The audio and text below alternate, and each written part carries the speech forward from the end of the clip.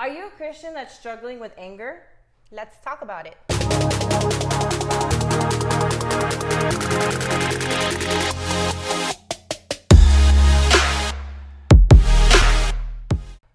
Hey guys, I'm Jessica and this is Jessy. We're so happy to be back with you guys. And today we're actually going to talk about anger and bad attitude. We're going to get from topics from the Bible and our own personal ideas or what we've actually experienced. What have you personally experienced with anger or bad attitude? I mean, you're asking the right person, I have to say. Actually, I was angry that you asked me to be part of this chat because I'm here like, wait, is this a personal attack? No. But that's aside the point. I think we all struggle with anger to a certain degree. Like some people have a more introverted personality or spicier personality, and you know, we all have different body languages. And I remember my boss always tells me, Jessy, you have to cover your eyebrows when you talk because they're just like exuding what you're saying. And I'm like, really? I'm happy. I'm really not angry. And he's like, your eyebrows are just saying the whole story. That is hilarious. No, But, yeah. Yeah, we all experience being angry, you know? Yeah, no, for sure. And in Ephesians it says, don't sin by letting anger control you. Don't let the sun go down while you are still angry. That's hard. Not letting the sun go down. As a lot of people take that towards marriage, but I also see it towards friendship, towards relationship with your mom or your brothers or your sisters or your cousins or family. It's hard not to be angry with somebody and let the day not go to the next day and still be angry. Listen, I know that you're not married, but I am, and I have said before marriage, I don't know if you do now, have said, look, I'm never gonna go to sleep angry with my husband. I'm never gonna go to sleep. We're always gonna talk about it before. At least with us, it doesn't work. Oh, you mean you're human? Right. I got it. Exactly. So we're totally human. So if this is something that you're struggling with, trust me, it's not that it's okay, but it's okay that you're going through it and realizing and changing it in the right eyes of God.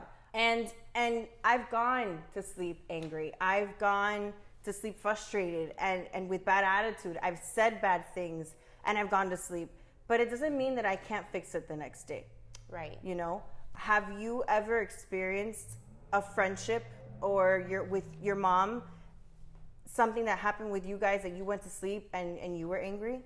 Yeah, of course. So I think that this happens in all kinds of relationships, whether it's your teacher or your boyfriend or your sibling, you know, and the heart of behind that advice is really genuine. Like, life is too short to go to sleep angry at somebody that you love. We don't know what will happen in one moment's notice where you can regret saying something or not saying something, right? Yeah. To somebody that you really care about. But it happens, right? And sometimes I feel like you ingenuinely like will tell somebody, yeah, don't worry about it, apology accepted, but you really go to sleep and you hold on to it, and the next day you're kind of holding like a grudge. Right. But we're called to forgive. Like, that's a big topic in Christianity, right? Like, forgiveness is how you let go of, we're called to forgive. So it's hard. It's hard to really like decide. It's a choice. You say, maybe you don't get to confront somebody that night, but the next day you should consider squashing it, you know? That actually leads me to a verse that says, Psalms 37:8. Stop being angry, turn from your rage, do not lose your temper. It only leads to harm.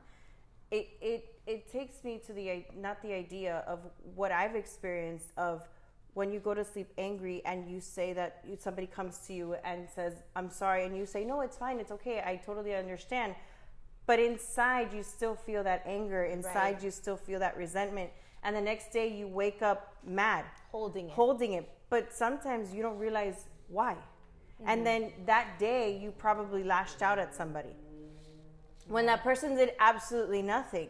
Right. That's because the anger that's inside is controlling us. It's completely taking over us. And I personally, with my kids, you know, I'll be angry with my husband, let's say, for example, and my kids do something that a kid normally does, and I'll scream at them, and I'll be like, and then I'll stop myself and be like, wait a second, I'm not mad at them. I'm mad at what I have just went through with my husband or with my friend or with my mom or whatever the case is. So whatever happened to me over here with this personal relationship affects anything or anybody else that's in my life. I agree. I feel like we as Christians, we can't be quick to say like, "Ay, that girl's always angry. She's so difficult." Because sometimes you have to meet people where they might be at. You know, like you said, like imagine if you had an awful day at work, your boss gave you a hard time, you're feeling like a failure, like you couldn't do something right, and you're just scared to lose your job, and then you come to life group or to whatever, and I went Spanglish on you. Sorry. It's okay. You roll your eyes at somebody, and you know maybe you didn't come at somebody with grace, and you know it's like it's not about you. It's about what happened to me today, and that's where self-control comes in, and we have to work on that as people. But as Christians, we're called to step in with love and to not assume and not label somebody as, just, you know, you have to see where people are at that moment. Right. Like your kids, you know, like they maybe didn't deserve your reaction, but they'd have no idea that you just dealt with something. And it's not their fault, you know? Yeah, no. When you get these things, when these things happen to you and you're a Christian and you're trying to follow the word of God and trying to change it, it's not something that happens overnight. Because let me tell you, I have struggled years upon years or years with my husband and stuff where I'm like, okay, this time I am not, or I'm going to try not to release my anger on him or change my perspective of whether it is the words that I use or the thoughts that I say. And I'm sorry that I say my husband, but that's the one person that comes to my mind when I'm talking about anger. But anybody else, just with your mom or your brother, your sister, your coworker, your bosses, because I know firsthand when you're working and your boss tells you something, unfortunately we can't, or fortunately we can't say what we really feel inside towards them. And if you think about it, that's actually a good practice for a Christian, because you know what? We can apply that to anybody else. We can be quiet. We cannot say anything. We can be completely silent and allow God to completely control the situation. And that's what I've learned. I've learned that with the years upon years, it's not something that happens overnight, and I'm not perfect. It's still something that I struggle with, but I've gotten better. I've gotten better, and the result of the whole conversation is just amazing. It's very simple to just be quiet. I'm sorry, it's not simple. But you learn that it's simple to be quiet and just pray in your head and say, God, take over this conversation. Take over my feelings. Take over my human nature of my anger and my bad attitude, and just be present. And we have to also remember, my pastor said this a long time ago, where who we're angry at is not the actual person. Who we're angry at is the actions that were taking place at that moment. So, and who we are made in God's image. So our flesh is God's. Our insides are God's. Everything is God. And is as if whoever we speak to, we need to imagine as if we're speaking to God. Go ahead. I think that you made a great point about saying that you bring to your mind your husband, and then you brought the point of your boss. I feel like we as people, we know who we can get away with our characters, right? Like I'm sure it's not intentional. It's not in our nature to hurt people, but we know who we can kind of jab, take it out on them, it would be like, well, we'll talk about it tomorrow. Whereas your boss, you're coming at him with a different demeanor, right? You have to discern in that moment how to approach a situation, because you know your job is on the line.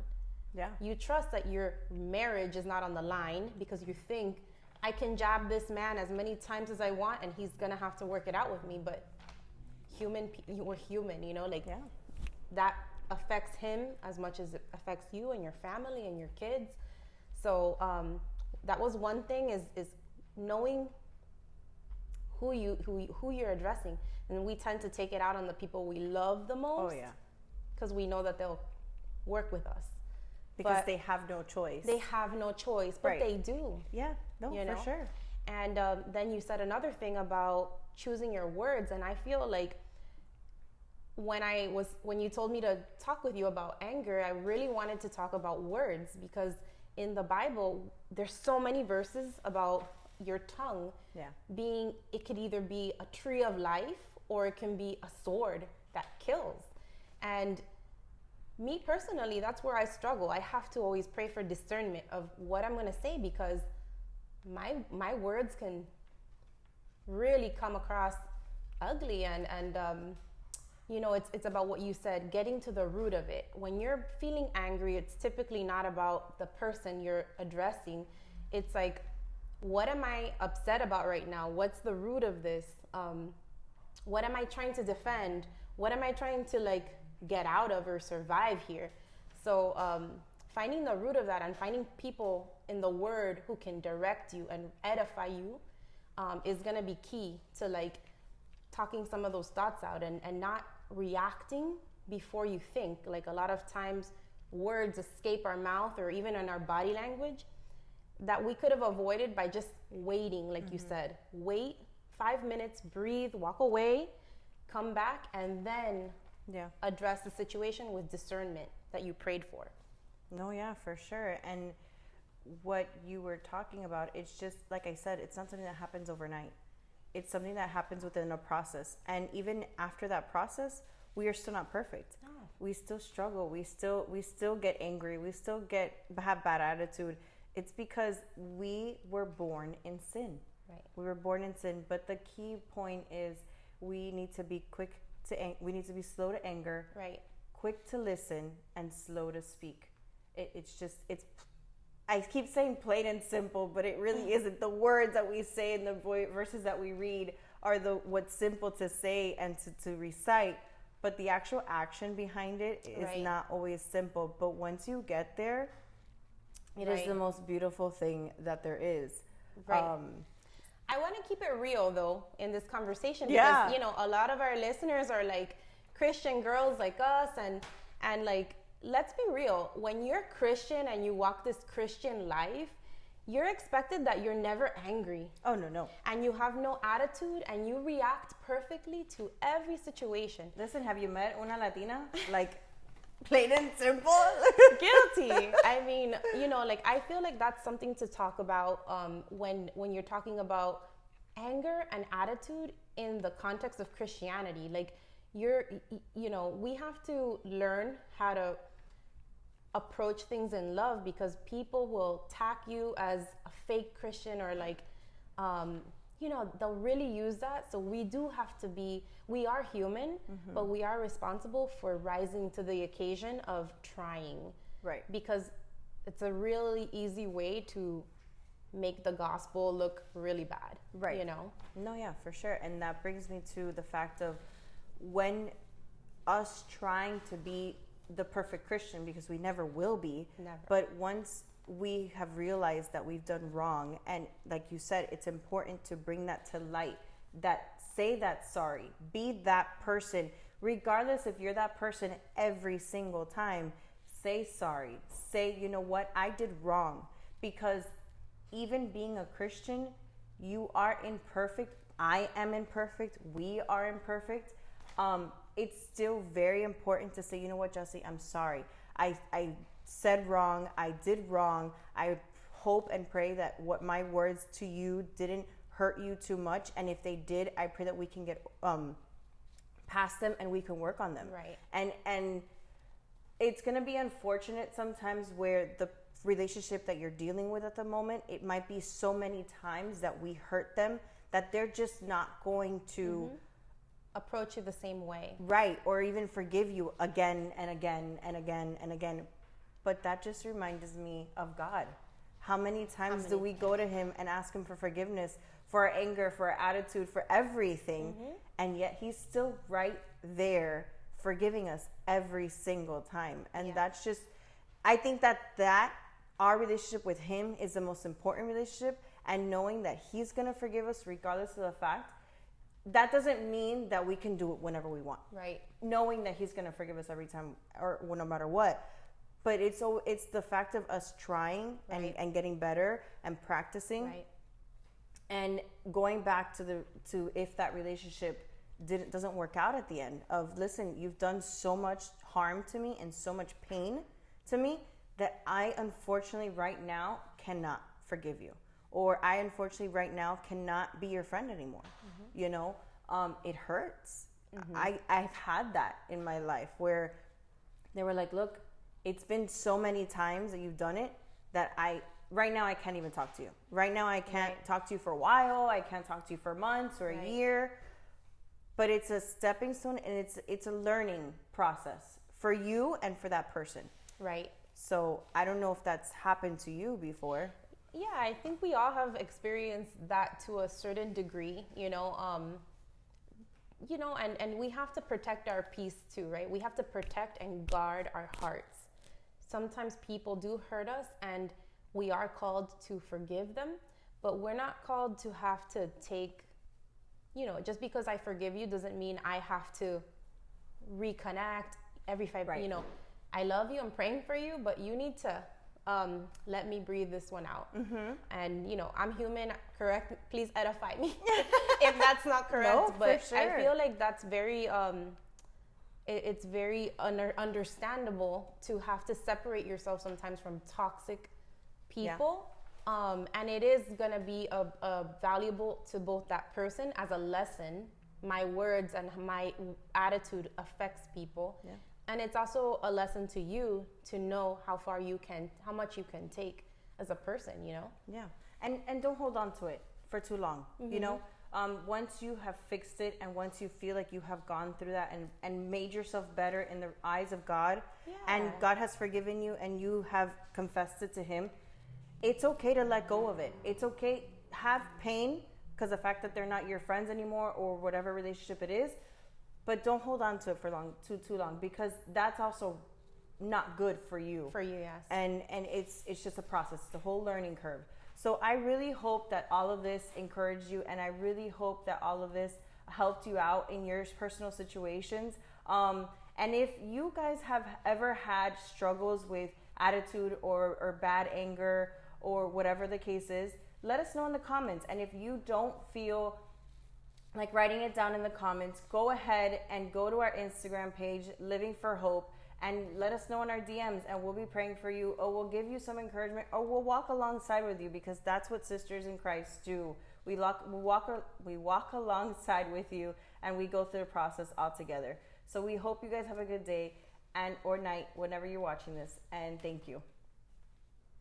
Thank you so much for watching this recent video on Living for Hope TV. For more videos like this, be sure to hit the subscribe button, and don't forget to turn on the bell notification so you can be the first to know when new videos are uploaded. Also, don't forget, we are on social media. You can follow us on Instagram at Living for Hope Ministries. Thank you for watching, and have a great day.